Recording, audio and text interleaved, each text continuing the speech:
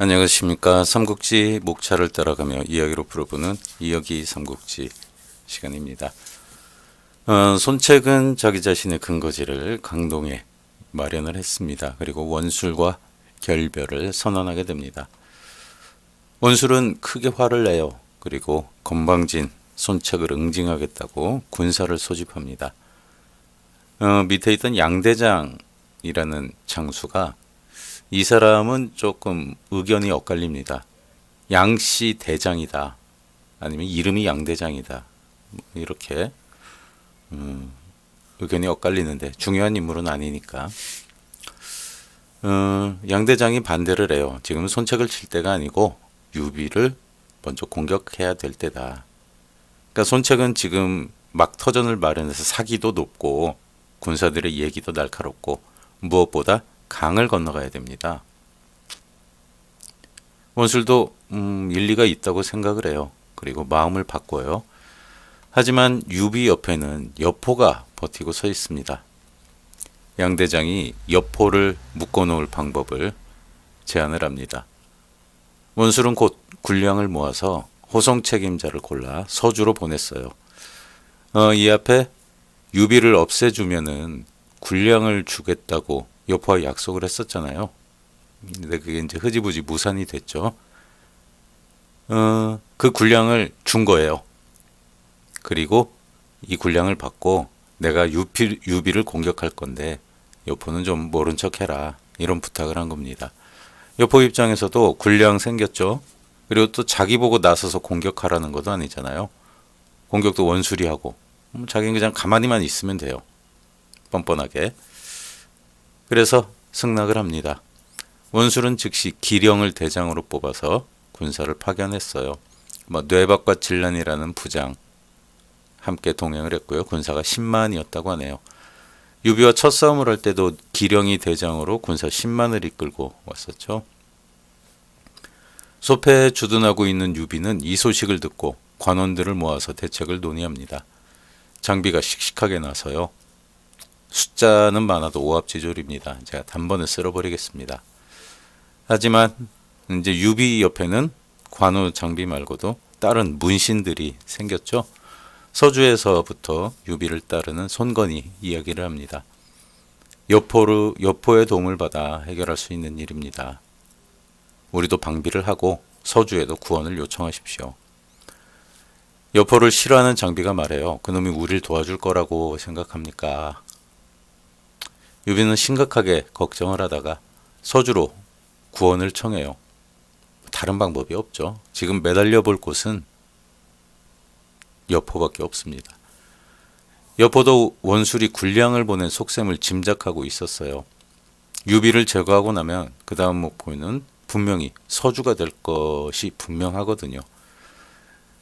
여포는 진궁을 불러서 유비의 서신을 보여주며 구원에 응하기로 했습니다. 진궁도 반대하지 않았어요. 하지만 문제는 이미 받은 군량이었죠. 이것도 다시 토해내긴 아깝잖아요. 한편 기령은 소패의 동남쪽에 진영을 편성합니다. 소패에서 적의 10만 대군이 온 소식을 들은 병사들은 두려움에 떨었어요. 그때 반가운 소식이 들려옵니다. 서주의 여포가 군사를 끌고 소패의 서남쪽에 진영을 마련했다는 것이에요. 소패의 군사들은 환호성을 질렀습니다. 하지만 가만히 생각해 보니까 여포가 적이 될지 아군이 될지 아직은 모르는 거예요. 원술과 합세해서 유비를 공격할 수도 있잖아요. 여포의 출병 소식은 소패뿐만 아니라 원술의 장수 기령에게도 두려움을 줍니다. 기령도 아직 그 진위를 파악하지 못했던 거예요. 화가 난 기령은 전령을 보내서 여포에게 항의를 합니다. 여포는 전령을 시켜서 다음날 기령을 자신의 군막으로 청하는 글을 보내요. 그런데 유비에게도 똑같은 서신이 도착을 합니다. 여포가 군막으로 초대하는 글을 받아본 관우와 장비는 여포의 흉계라고 생각하고 유비를 말려요. 하지만 유비는 어차피 성에 있어도 적을 감당할 수 없어서 죽을 것이니 가야 한다고 말하고 관우와 장비와 함께 여포의 군막으로 갑니다. 유비가 여포의 군막에 도착하자 여포가 유비를 보고 말합니다. 내가 당신을 구하겠다. 잊지 말아라. 유비에게 뭐 더없이 기쁜 말이었어요. 그때 전령이 들어와서 기령이 도착했다는 소식을 전해요. 갑작스러운 말을 들은 유비 일행이 깜짝 놀라서 일어서며 칼을 뽑아듭니다. 여포가 웃으면서 말려요. 놀라기는 기령도 마찬가지였습니다. 유비가 있다는 것은 여포와 유비가 합세해서 자신을 죽이려는 속셈으로 생각을 한 거예요. 기령이 몸을 돌려서 군막을 빠져나가려고 합니다. 여포가 가서 그런 기령을 번쩍 들어서 의자에 앉혀요. 나는 두 사람을 돕겠다. 유비도 기령도 무슨 말인지 몰라요. 서로 화해해라. 기령이 놀랍니다. 나는 원술한테 명령을 받고 싸우러 온 몸인데 이대로 돌아가면 문책을 받을 것이다. 기령이 항의하자 여포가 말합니다. 나를 믿어라. 우선 여포는 술자리를 마련하고 술을 몇 잔 돌렸어요. 그리고 자신의 생각을 이야기를 합니다. 나는 유비와 형제가 아니고 원술과는 약속한 사이이다. 그러니까 어느 쪽의 말도 들을 수가 없다. 형제를 버릴 것이냐, 원술과 약속을 버릴 것이냐. 그래서 난 이걸 하늘의 뜻에 맡기기로 했다. 그리고 난데없이 병사를 시켜서 자신의 방천화극을 원문 밖에 세우고 자신이 화살을 쏴서 방천화극의 작은 가지를 맞추면은 양측은 군사를 거두고 돌아가고 맞추지 못하면 니네들끼리 알아서 해라. 이거 하늘의 뜻이니까 난 관여하지 않겠다. 방천화극은 창날이 긴 게 하나 있고 옆에 조그만 날이 하나 있어요. 장식용으로. 기령이 혼자 생각을 해요. 거리를 보니까 엄청 멀어요. 작은 가지를 맞춘다는 건 불가능하다고 생각을 했어요. 그래서 기령은 여포의 말을 따르기로 합니다. 유비도 뭐 어쩔 수가 없죠. 여포가 화를 재는 동안에 두 사람 다 마음을 졸이고 기도를 해요.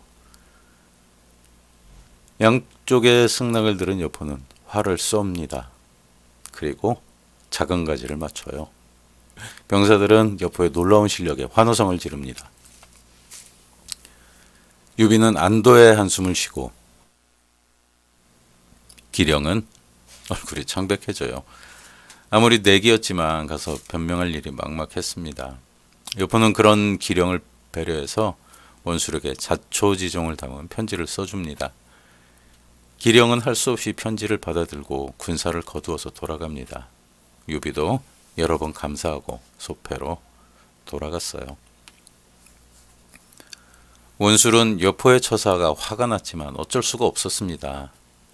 기령이 양가의 혼인을 제안합니다. 그러니까 그 유비와 의형제잖아요. 사돈을 맺어버리면은 의형제보다 더 가까우니까 사돈을 맺어라. 원술에게는 아들이 하나 있었고 여포에게 딸이 하나 있었어요. 양측이 혼인을 맺기로 하고 원술은 즉시 한윤을 여포에게 파견해서 혼인을 주선을 합니다. 외동딸의 청혼을 받은 여포는 기뻐하고 아내 엄씨와 의논을 해요. 엄씨는 원술의 이름을 잘 알고 있었고 그 위세도 잘 알고 있었습니다. 여포가 지금 제후의 반열에 들었다고는 하지만 실제로는 북방에 천대받던 그런 무인 출신이었죠. 그러니까 졸분 거예요. 한마디로. 그래서 옛날에 우리 뭐 7, 80년대 졸부들이 돈보따리 싸가지고 마담도 시켜서 검사, 판사, 의사, 사위를 돈으로 샀던 뭐 그런 것 같은 느낌도 좀 있어요. 그래서 혼담을 바로 승낙을 해요. 그리고 그 아들이 독자예요. 원술의 아들이 독자예요. 그럼 후계자잖아요. 당연히. 여포도 그의 청혼을 받아들입니다. 한편 한유는 혼담을 전하고 역관에서 쉬고 있는데 진궁이 찾아왔습니다. 늦은 시간에 찾아온 진궁이 원술의 음모를 꿰뚫고 말합니다. 이 소불 간친계는 누가 생각한 것이오? 한윤이 깜짝 놀라요.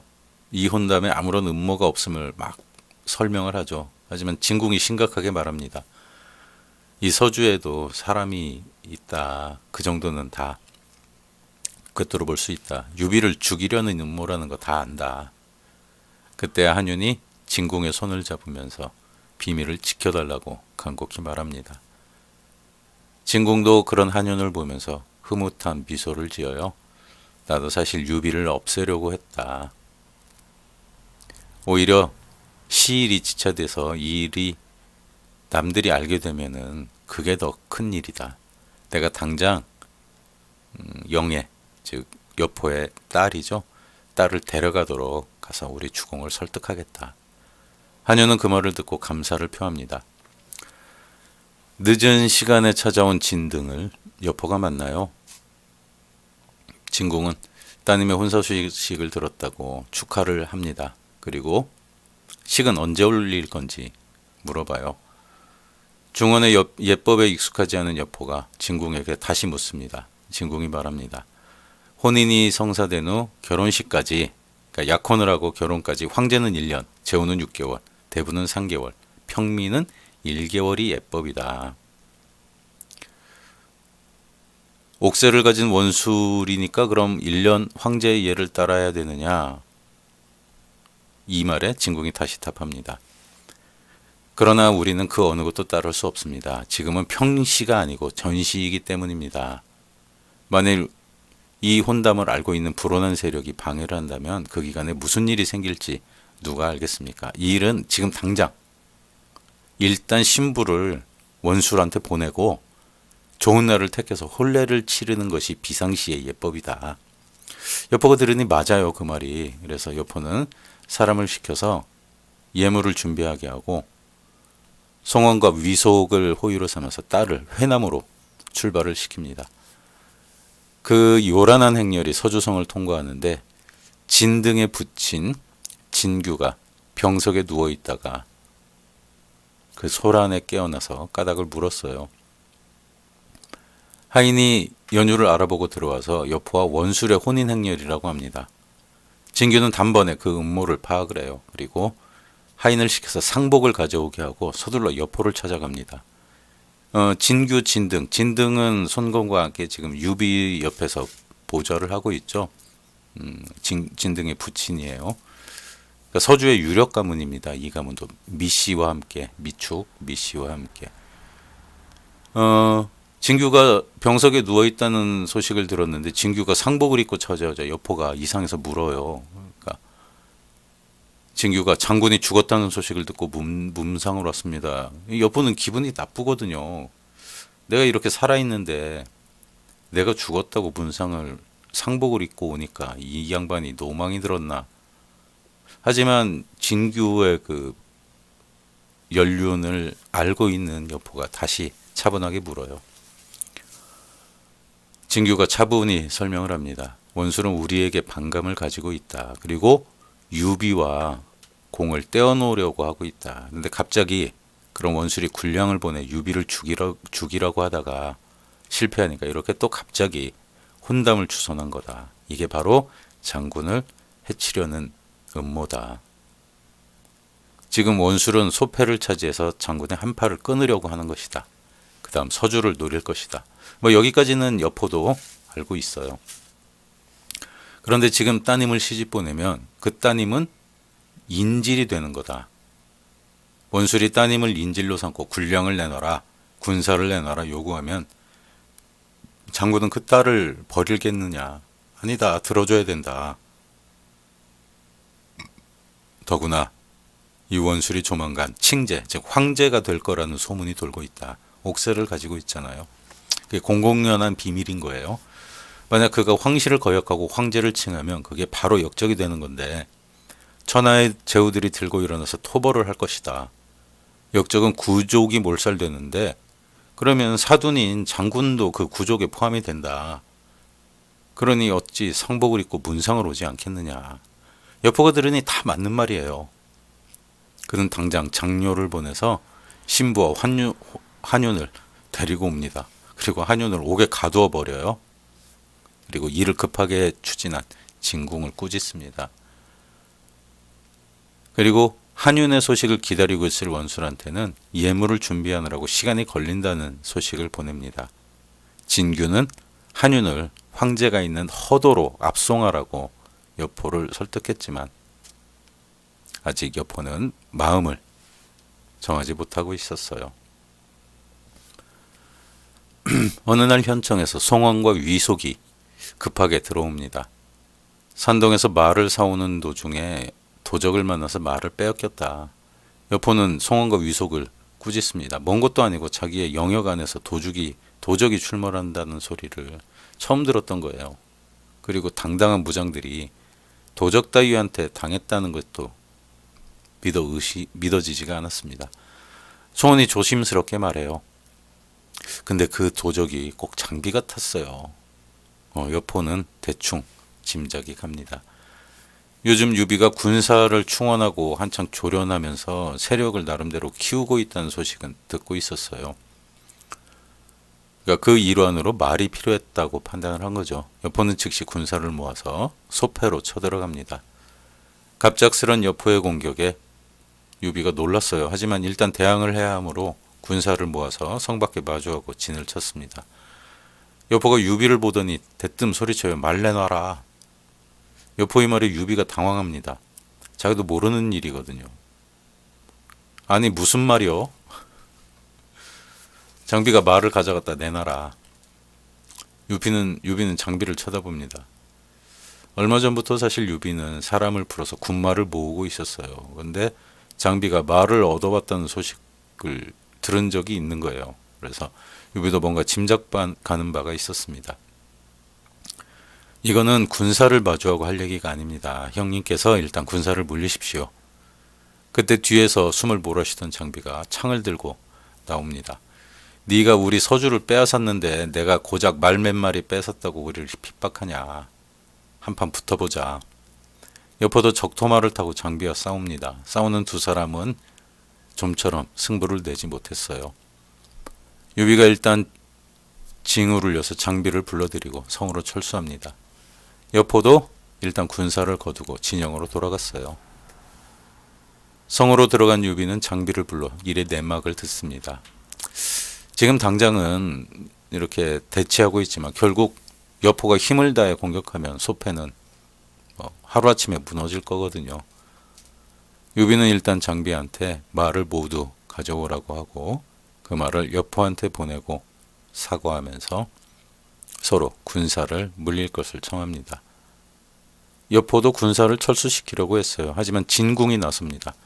유비는 꼭 없애야 될 효웅이다. 지금이 가장 좋은 기회다.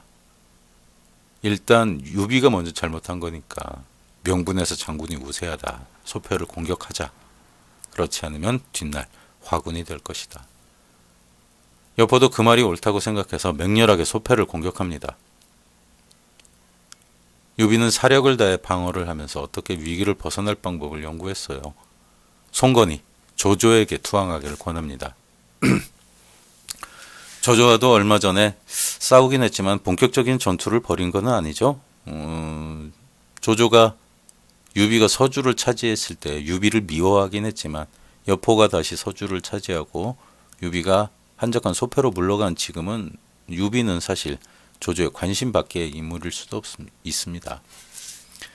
유비는 일단 장비를 선봉에 세우고 관우에게 뒤를 지키게 하고 자신은 가운데서 노약자와 아이를 보호하면서 북문으로 나와서 허창, 즉 허도로 달립니다. 여포도 말을 찾고 소패도 점령하였기에 더 이상 유비를 추격하진 않았습니다.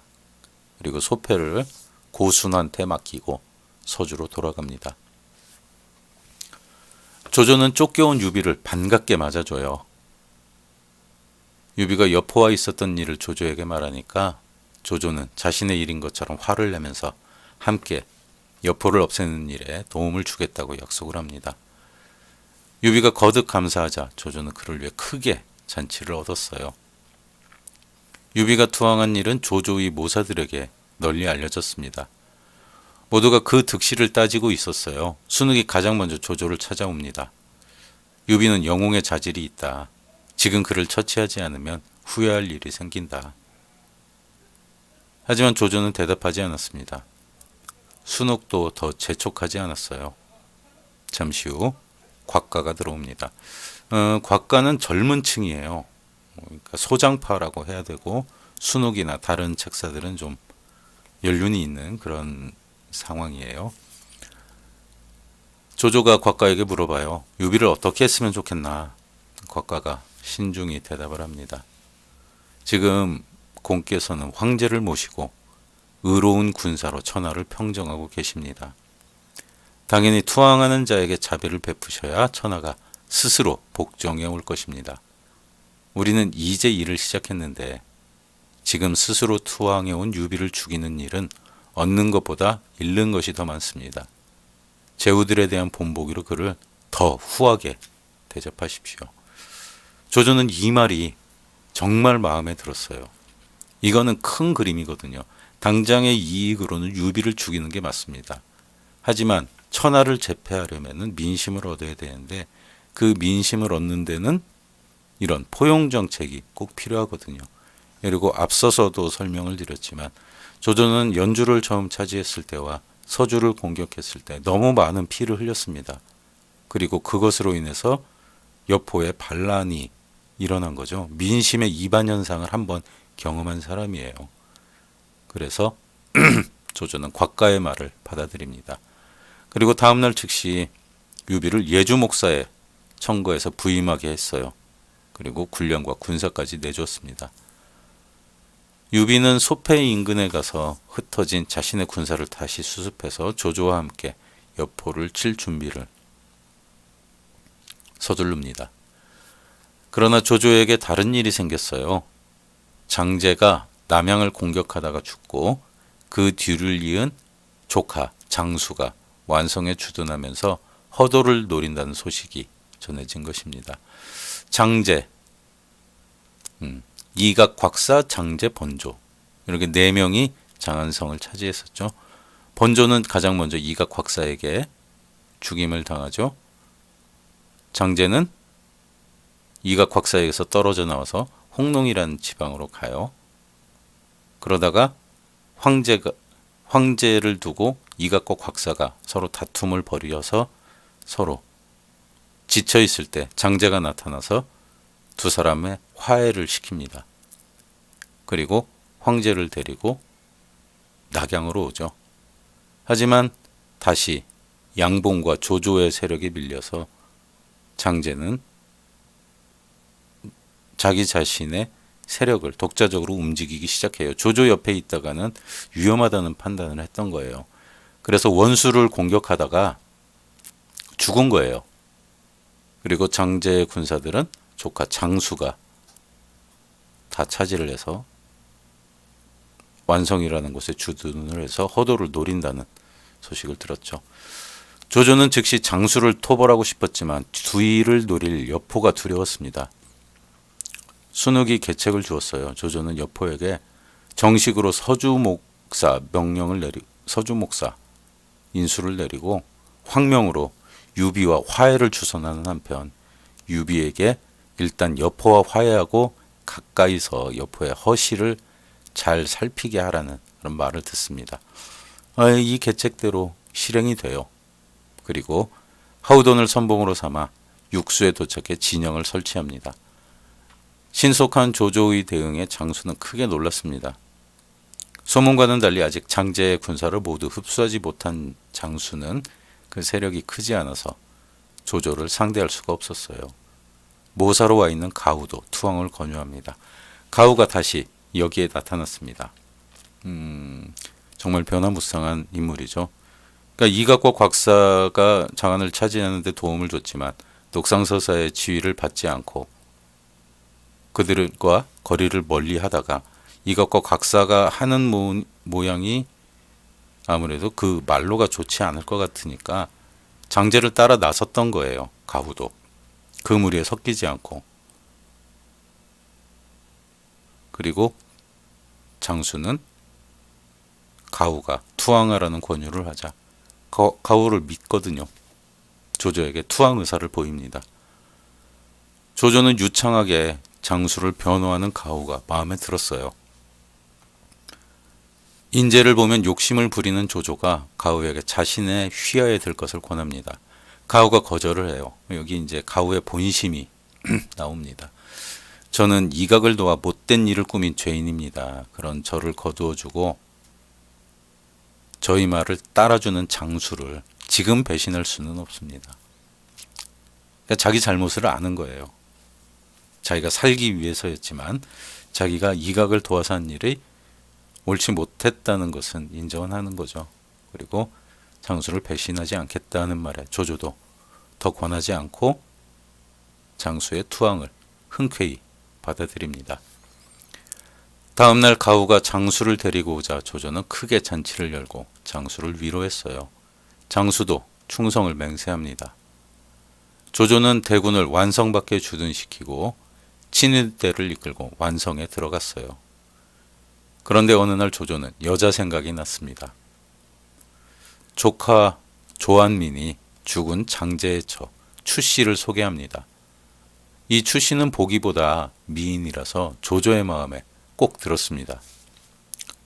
추씨도 조조를 거부하지 않았어요. 하지만 이 일은 장수가 알게 되어